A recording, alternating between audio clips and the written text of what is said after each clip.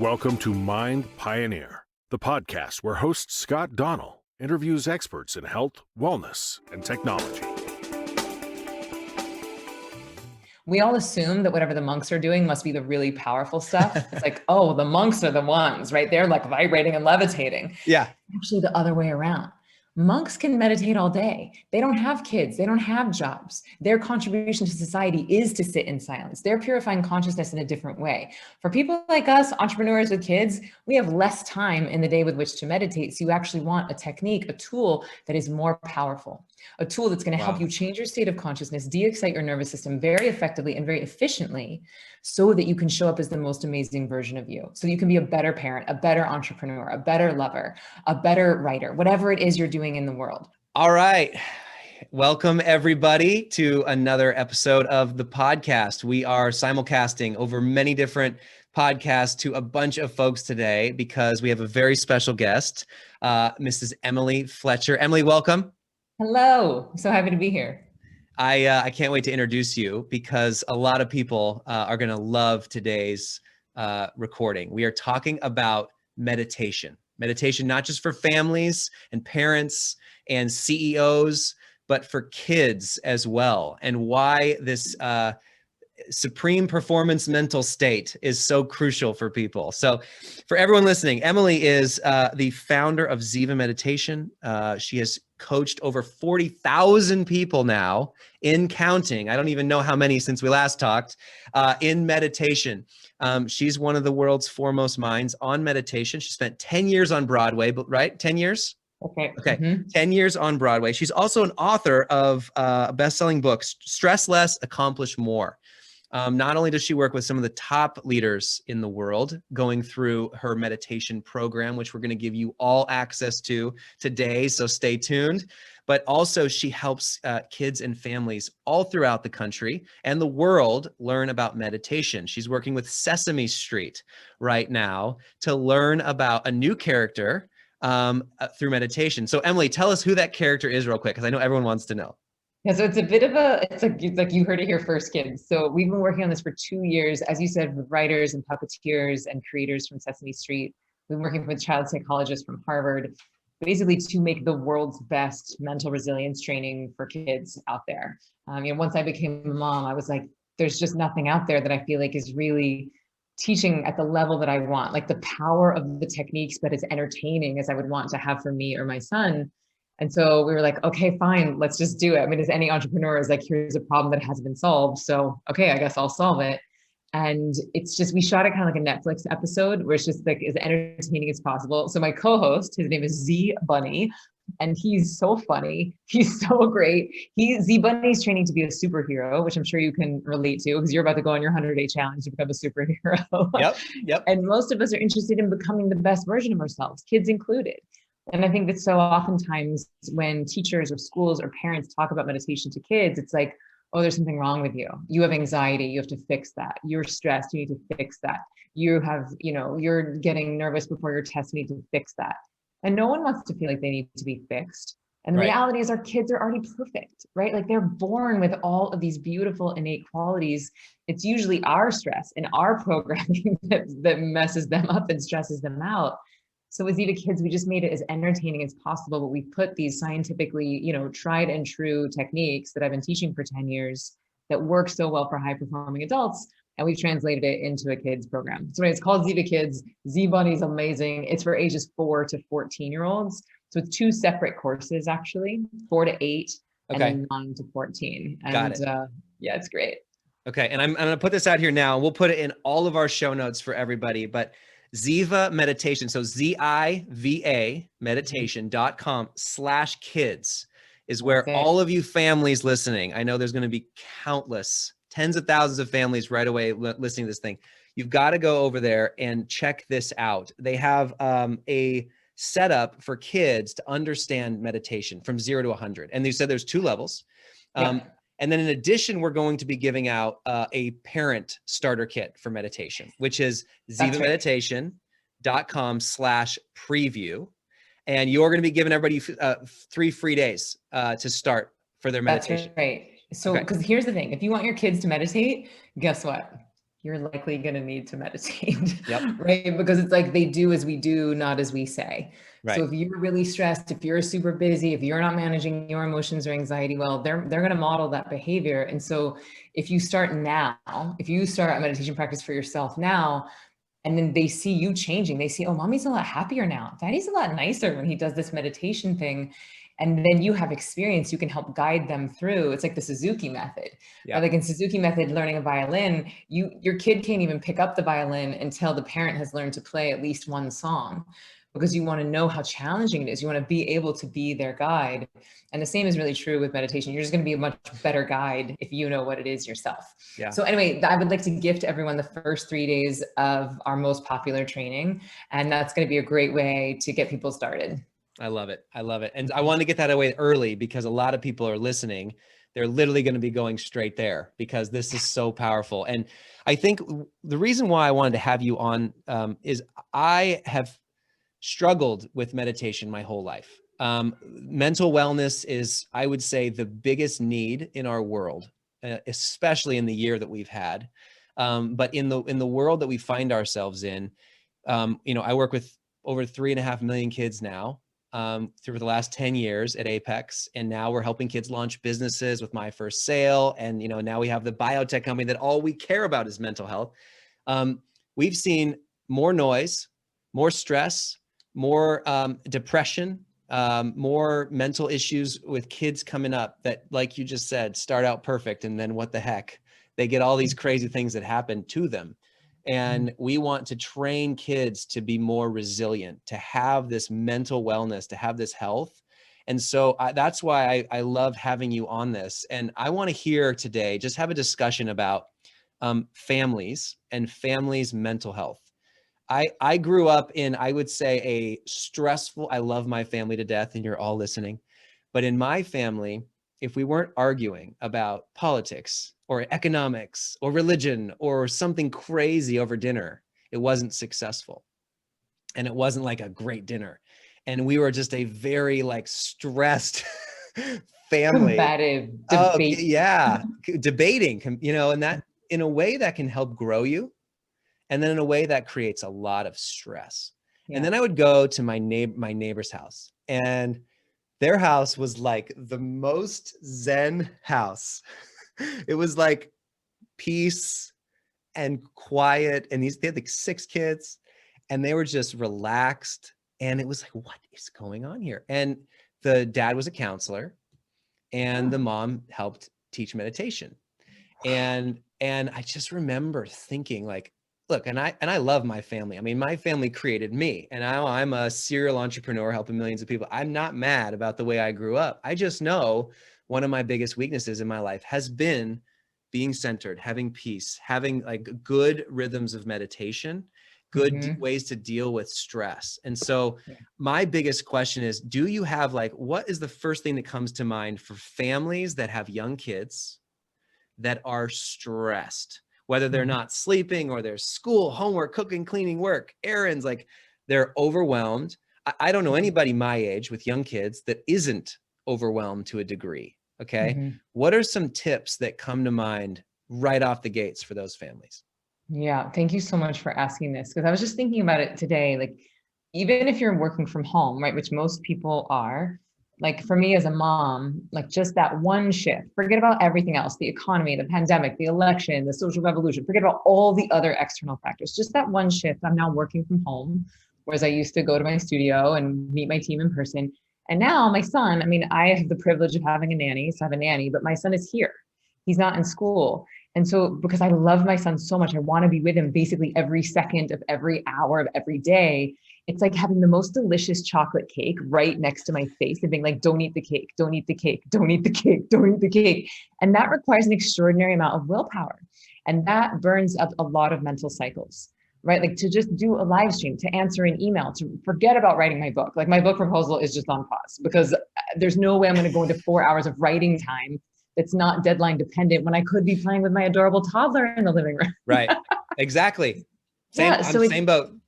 Just that little shit. It seems little, but the ripple effect of that, on your productivity is that's a demand. That's a legit demand. And that's an easy one, right? That's I know I have a job, right? People who are losing their jobs, school starting, it's not starting, you know, kids wearing masks and not being able to see each other's faces, you know, just we're literally in fight or flight as a society. You know, dealing with the pandemic has put us into like, oh, here's this potentially life-threatening thing. You know, wherever you are politically, that still kicks off a response. If you're around other people who are in fight or flight, that's going to put you into fight or flight. And so we have to just acknowledge the other pandemic that is happening here, which is a mental health one, the effect of loneliness, the effect of stress and anxiety. And, you know, I think, again, even though all of this is true, right? Like all of the external factors are shifting, the stress is very real. I still think that the wisest way to talk about this with children is very much moving towards the positive. Like, hey, you love soccer? Guess what? Here's this mental tool that's going to help you be a better soccer player. You're into cheerleading? Great. Guess what's going to make you a better cheerleader? Getting your mind right. Yeah. Oh, you love school? You want to ace this test? Guess what? I have some techniques that are going to help you nail this test. And so that's why, so Z Bunny is actually training to be a superhero. And every day he has a different challenge, a different obstacle. And then he comes to me and I teach him either mindfulness, meditation, or manifesting. And then he uses that tool and he's able to overcome the obstacle. And by the end of it, he's a full-blown superhero. But the really important concept here is that each day he's using these tools to unlock the superpowers that are already inside of him. And I think that this is a really important point to make with our children is that, again, they're already perfect. They already have bravery and creativity and kindness inside of them. It's just a matter of helping them to unlock it by peeling away the stress and anxiety. So that would be thing one. The thing two, I would say to parents and families that are dealing with so much is know that this is going to be a hard pill to swallow. So stay with me. But likely the number one thing impacting your children's stress is you. If you're stressed, there's no way your kids don't feel it. They're so energetically sensitive. They feel our stress before we do. And here's the other thing to know about kids. They are narcissistic by nature.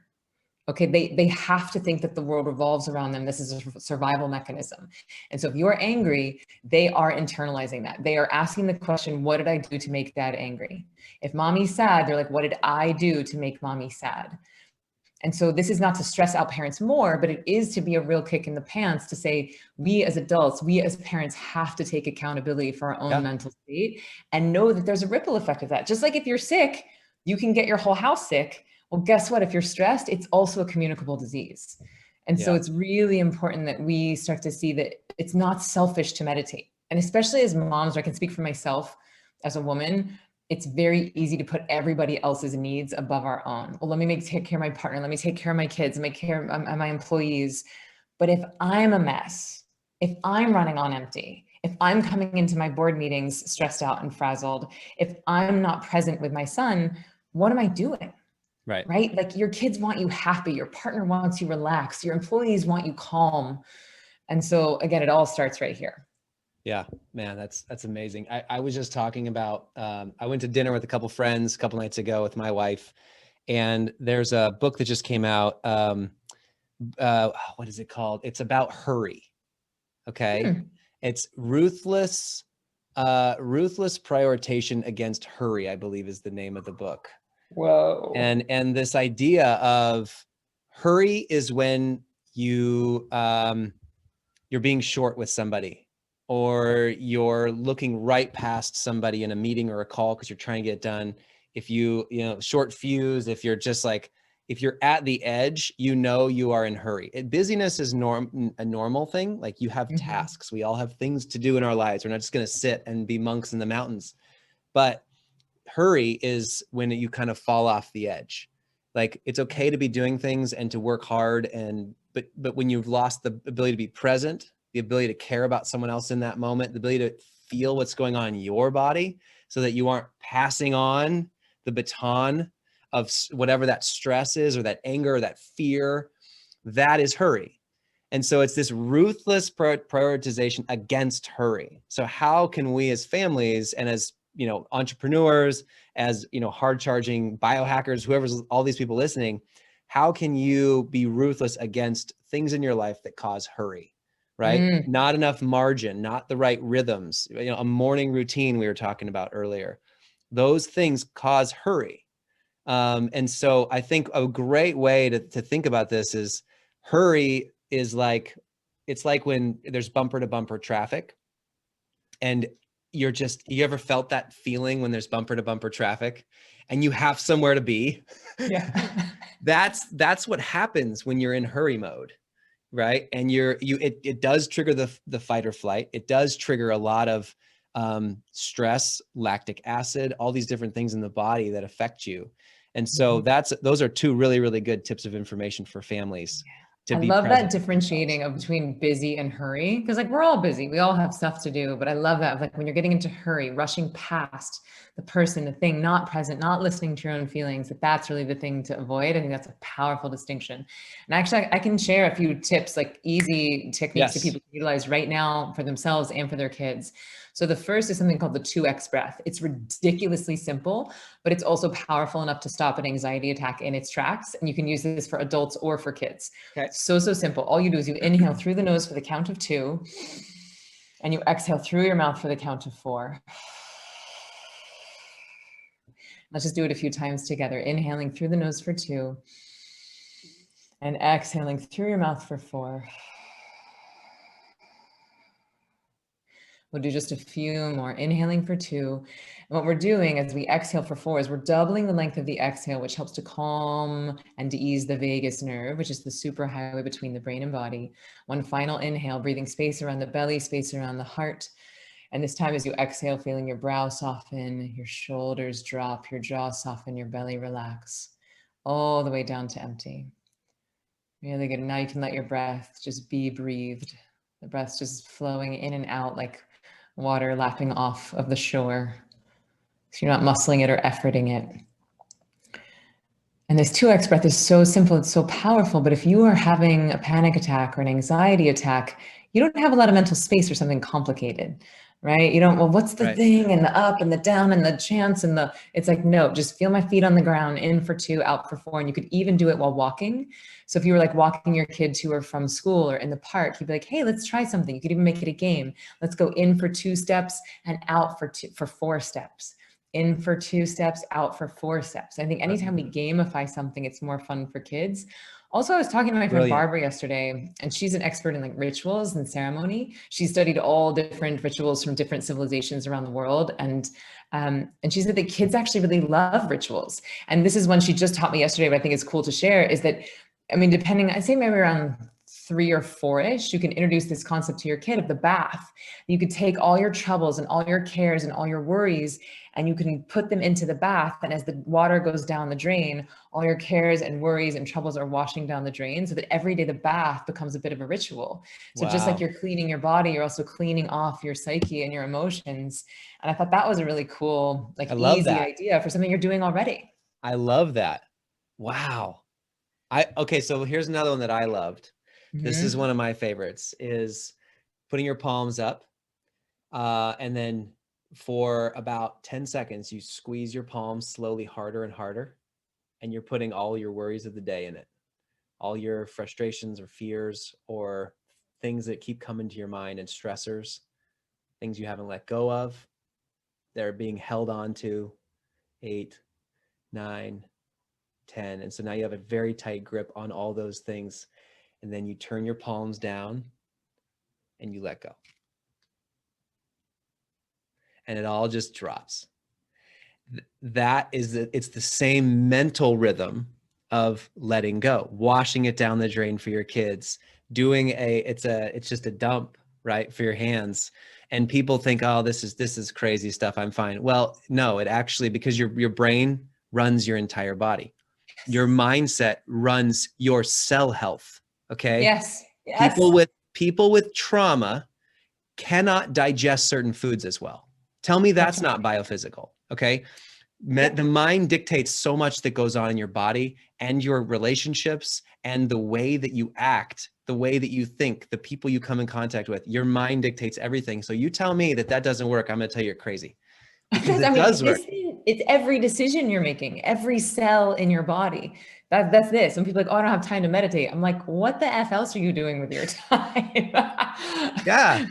The reason why people say I don't have time to meditate is usually because they're trying tools that were designed for monks and not for people like us, not for people with busy minds and busy lives. And I think this is a Yes. really important distinction, because I'm sure people listening to this, they're entrepreneurs, they're biohackers, they're parents. It's like, girl, I do not have 15 extra minutes in my day. I'm like, well, first, let me see your cell phone. How many hours a day are you on social media?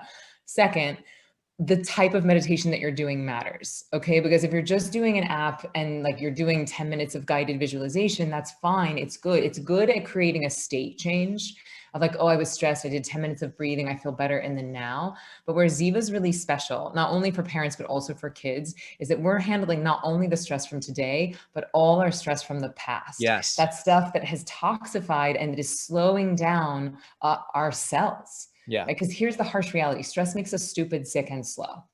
Right. And so the older we get, the more stressed we are. And then we get more and more bogged down. So the magic sauce of Ziva is that we're actually de-exciting the nervous system. When you de-excite something, you create order. And when you create order in your body, this lifetime of accumulated stress can start to come up and out. So you are in fact healing on a cellular level. And when you mentioned digestion earlier, we're like, oh, people who have trauma can't digest foods. One of the number one surprising benefits that people report back to me when they do Ziva online is like, oh, my IBS is gone. Now, I've never had IBS, so I've never talked about it. It's nowhere on my website. I don't make a claim anywhere. And we've had this like crazy percentage of people say their IBS goes away. Now, IBS is irritable bowel syndrome. Yeah. Now, that happens when you're stressed. You have too much adrenaline and cortisol, which are acidic stress hormones, and then your digestion gets too acidic, and that inflammation can lead to all sorts of digestive problems, all sort of skin issues, all sort of joint issues, and then over long-term cognitive issues. So anyway, point of the story is that Ziva is not just about feeling good for a few minutes. It is actually healing you. It's creating a trait change, not just a state change. Yep. And then with the manifesting, which is the third thing that we teach for kids and adults, this is basically just reminding ourselves and our children that we can get our hands on the wheel of our life, that we can consciously create a life that we love. And kids are they're already in theta state, like their prefrontal cortex is not fully developed yet, which is actually a real pro when it comes to learning meditation, because they don't have as many layers of the cognitive mind to move through to get to that space of pure being. Children are already quite naturally there. And so the idea with Ziva Kids is that we want to just let them know, just remind them that they can turn inside for their bliss and fulfillment, and help them to keep curating that connection as the prefrontal cortex develops, so that they don't lose that connection to source, that connection to their own intuition. Oh, that's so good. I love stupid, sick, and slow. Why would you do Ziva? Because you want to be less stupid, less sick, and less slow. That's so good. Because I think one of my missions in life, in addition to all the kid work and the happy and all this stuff, is educating people on stress. I think is probably where I'm going. This is something that is so dear to my heart. And I feel like stress is kind of like gravity. Like it's there where we've proven it. We know gravity's real. You can't see it, but you can't see it right away. But until an apple hits you in the head, or, you drop a hammer and it smashes your toe, or just like stress. Or you take it away and you start floating through your life. That's right. Yeah. And I feel like stress is one of those things that people can't see until it like creeps up and ruins them. And, people they start Ziva meditation. They're like, I didn't know life could be so good. That's right. I didn't even That's know right. how stressed I Or was. they've been having 500 pounds on their back for their whole life. And they didn't realize that weight, that gravity was on them, that they didn't even see it before. They thought, oh, I got a good night's sleep. It's like, well, okay, a good night's sleep is great for being able to make it through one more day. But have you dealt with something that went on in your life 30 years ago? Yes. No, yes. You haven't. And I have this in my own body and my own life. I feel it in my gut. I feel being an entrepreneur and really feeling the stress. Like you get a lot of stress. If you're a parent of young kids, you know what I'm talking about. Kids that don't sleep for a week, you're feeling like hell. You feel like this is the end of the world. Okay. Yeah. A business that's like tight on cash and you're trying to pay dozens and dozens of people. That is a very stressful state. And you can't just tell me that a good night's sleep is going to solve that problem. That's something that needs a lot of help and a lot of work. And people just pack it deep down, like rub some dirt on it. I hate this idea of where people are just like, yeah, I'll just get the gut through it. I'm a bulldog. I have so many friends that are like that. Yeah, I'll sleep and I'm dead. You're like, or you'll rest when you're in the hospital when you have surgery. Or you'll just die early. I guess get what you want. Yeah. But you might set up an early death date. So I love this. And I know that you work on performance meditation, right? One of the biggest things that you're helping people with is being the opposite of like a monk, like checking out from the world. You're actually helping people meditate to engage in the world and have balance in the midst of the world, right? Yes, that's exactly right. So this is, I think, a really important distinction is that because meditation is getting so popular, it's really important that we start to be more specific with our vocabulary. Because if you just call everything meditation, it's like, well, should I be focusing? Should I be breathing? Should I be clearing my mind? Should I be napping? Like, what is it? And it's just like food. There's a million things that we call food, but eating a cheeseburger is very different than drinking a green smoothie, right? Yeah. But it's both food. Sports. Yeah. Okay, football is quite a different sport from golf. But they're both sports. Well, same thing with meditation. They are that different and not the same. Of course, all of them are moving you towards the most amazing version of you, hopefully. But a big important distinction is some were originally designed for monks and some were originally designed for people like us, people with busy minds and busy lives. And this is really, I found this really interesting. We all assume that whatever the monks are doing must be the really powerful stuff. It's like, oh, the monks are the ones, right? They're like vibrating and levitating. Yeah. Actually, the other way around. Monks can meditate all day. They don't have kids. They don't have jobs. Their contribution to society is to sit in silence. They're purifying consciousness in a different way. For people like us, entrepreneurs with kids, we have less time in the day with which to meditate. So you actually want a technique, a tool that is more powerful, a tool that's going to help you change your state of consciousness, de-excite your nervous system very effectively and very efficiently so that you can show up as the most amazing version of you. So you can be a better parent, a better entrepreneur, a better lover, a better writer, whatever it is you're doing in the world. And so this is why this is why the return on investment is so big with Ziva, because you're not spending 15 minutes, you're investing 15 minutes. And for that 15-minute investment, you will get back hours of ROI. You will get back hours of productivity, hours of less needed sleep, days of getting sick less, months of better decisions, lifetimes of better relationships. Yeah. And this is really the point, right? Like this will be on my tombstone. We meditate to get good at life, not to get good at meditation. Yeah. Oh, that's so good. That is I don't think I've ever heard the distinction like that. Because, I think everyone does think, Jay Shetty's, he's think like a monk. Think like a monk, right? I'm like, no, don't think like I mean, I'm not trying to diss on Jay, but it's just a different deal, right? We need to understand that there are different lineages and they do different things. Yeah. Whereas monastic meditation is very good at focusing and concentrating, but this is also why a lot of people feel like meditation failures, because they're like, oh, I can't clear my mind. I'm having too many thoughts. I'm ADD. I can't sit still. I'm like, well, have you ever had any training? No.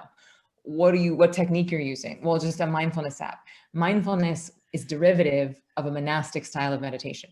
Right. So even though Ziva is super entertaining, even though it's based on something that's 6,000 years old, it was made for what we would call householders. Yeah. You're not out by yourself in the heat in a cave for your entire life. Yeah. That's a great distinction, because I think a lot of people think about meditation as, oh, that's a great thing to do on spa day. When I'm like 3 months from now, when I'm going to get my life, somehow finish all my tasks and get a day off because I'm so exhausted, I need to rest. Oh, I'll meditate that day.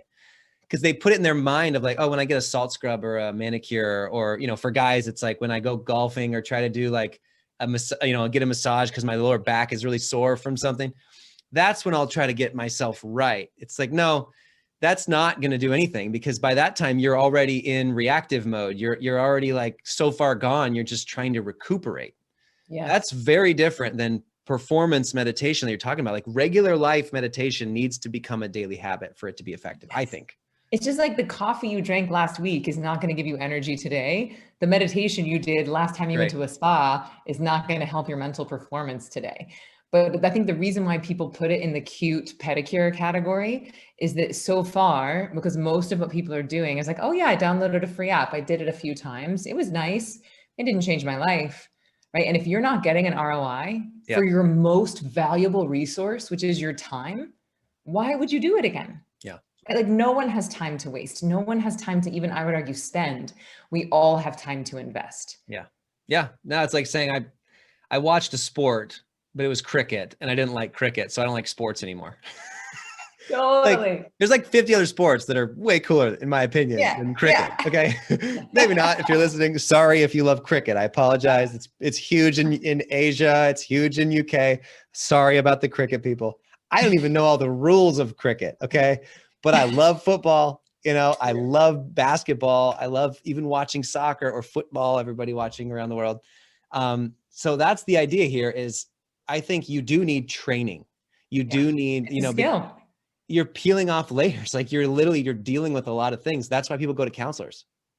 Yeah. Right? And so a couple of distinctions here. One, like the difference between like Ziva and therapy is that therapy is more like an operating system upgrade, right? It's changing your operating system or your lens through which you see the world. Awesome. It's like software upgrade. Ziva is really defragging your brain computer, right? You're healing things on a cellular level. You're rewiring, like changing your actual physiology, strengthening the corpus callosum, increasing neuroplasticity. And so that's like a hardware upgrade, right? It's like defragging, like I said, the brain computer. That's so good. that's interesting distinction of therapy and that. And yeah. Okay. That's awesome. I think this is, I mean, I know we're at the end of our time, but you just made like 20 truth bombs. And I think this is probably one of the most valuable podcasts I've had, because I know that stress and anxiety and mental health are so close to my heart that this is probably for me like the first gateway. I'm going to be launching Ziva for everyone listening. I'm doing Ziva on my own, starting the preview program, the 15 minutes a day to start that program. I believe in a week and a half. I'll be starting, and I can't wait to part share. Of your 100-day challenge, right? Yes, it's going to be one of the central parts of it. I mean, I've got to get my rhythms right, and I've got to get my mind set up to be able to then attack what's going on in my life, right? I think this is sort of like, it's like you kind of said, it's the defrag, it's plumbing. I got to get this right first. So it's the first thing on my list. I'm doing it before 40 Years of Zen. I'm doing it before a lot of the I'm doing like speed reading, and I'm doing like all these like mental work and the manifestation journals and all these really cool things. But this to me is going to be kind of like step one. And so I can't wait to think about it, because this is really kind of the mother skill, right? And Ziva specifically, it's like you accessing source energy. It's you reminding yourself that you are nature, right? That you are connected to everyone and everything. And it's going to strengthen and fortify all the other healthy habits, because it's getting you out of fight or flight. So I'm so excited to see how your body data changes, and just to let people know a little bit about how the course works that you're about to move through. So it's about 15 minutes a day for 15 days.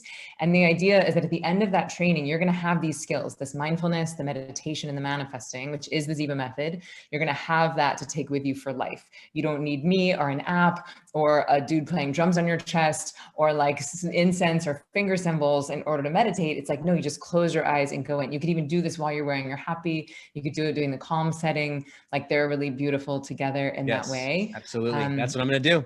But the idea is that you're self-sufficient. So if you're on a plane, your kid's screaming in the next room, your phone's dead, you don't have to go to technology to unplug, right? It's before like a meeting, before a huge sales meeting, before a board meeting, before a big call, like that's where I feel like I need to get centered. I need to get clear. I need to be at peace and be ready.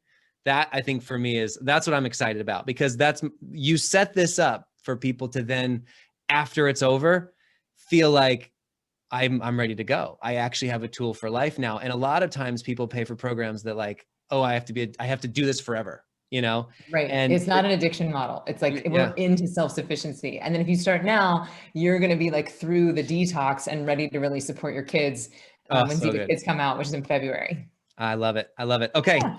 Well, thank you so much. Again, it's Ziva Meditation. That ZIVA meditation.com/kids and then /preview for everybody to get their first 3 days for free. Go there now if you're listening. And Emily, thank you so much for this. It was a great conversation. Really appreciate it. What a joy. I'm so excited to know you. I love that our missions are so aligned. Well, thanks. 100% they are. And I can't wait to see all the stuff we're doing together. There's like 10 things we're working on. It's great. Okay. Thanks everybody. And we will see you next time on the podcast. Take care.